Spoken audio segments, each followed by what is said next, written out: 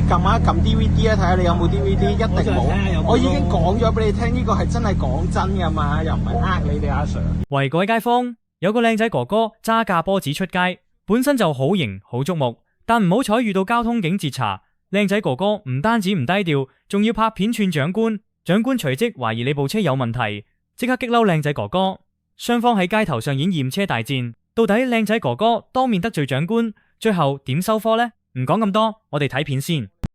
阿 Sir 話要睇下個 Apple CarPlay 定係 DVD 機喎。你撳一撳 DVD 啊，睇下你有冇 DVD，一定冇。我已經講咗俾你聽，呢個係真係講真噶嘛，又唔係呃你哋阿 Sir。YouTube Music 睇唔到嘢㗎，淨係得 music 嘅咋。好啊，近住呢個海福花園嗰個七里，即係隔離嗰邊集嗰啲。有收到。溫長線嗰邊。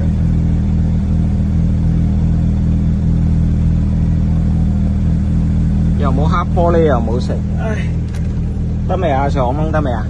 你掹啦。好冇坐啊？嚇？覺得有啲咩問題啊？副計？我就係想睇下副計啱唔啱咯。我都想知喎。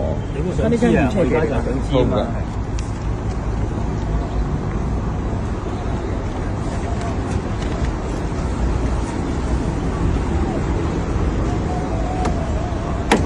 哇！阿 Sir， 呢度有個扣㗎，側邊。不如你生啊，你自己。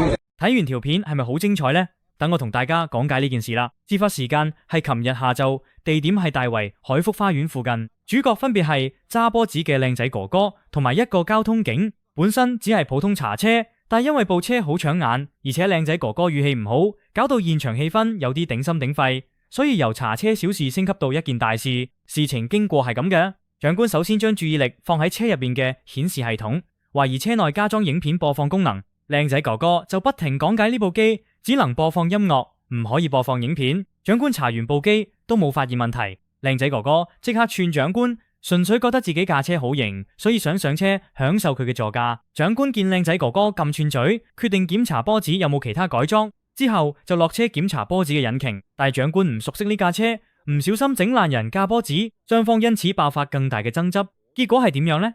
呢條片未有交代後續。不過有網民就影到呢架波子之後被人勾走，估計要送去驗車。其實呢單嘢最精彩唔係邊個贏，而係明明可以好快處理完嘅一單截查，最後變成一場面子之爭。好老實講，呢個長官有權懷疑同埋檢查，車主亦有權解釋同澄清。今次導火線估計應該係態度問題，所以搞到小事化大。但作為小市民，就算你啱晒，佢有權有勢，你都鬥佢唔過。所以長官要查要問，咪順佢意咯。快快脆搞掂，又可以去大山揸翻轉，享受世界。